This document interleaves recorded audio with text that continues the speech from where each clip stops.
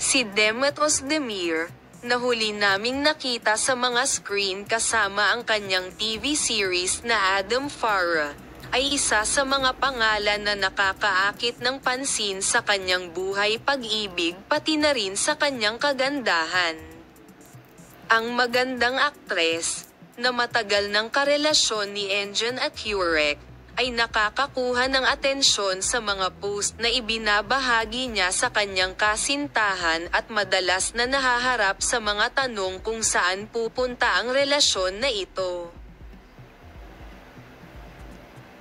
Kamakailan, nag-post siya para sa kasal kasama si Engin at Hurek, na matagal na niyang minamahal sa tanong na, mayroon ka bang plano sa kasal kasama si Engin at Hurek? Mga kaibigan, hindi ko kailanman pinag-uusapan ang mga isyong ito dahil ako napakabata at masyado pang maaga para malaman kung ano ang dadalhin ng panahon. Sagot ng magandang pangalan.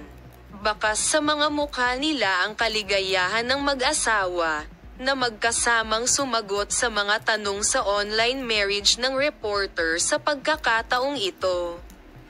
Siyempre, maganda ang pananaw namin sa intimate marriage na literal na unstable, pero huwag mo kaming ikahiya pareho, he said.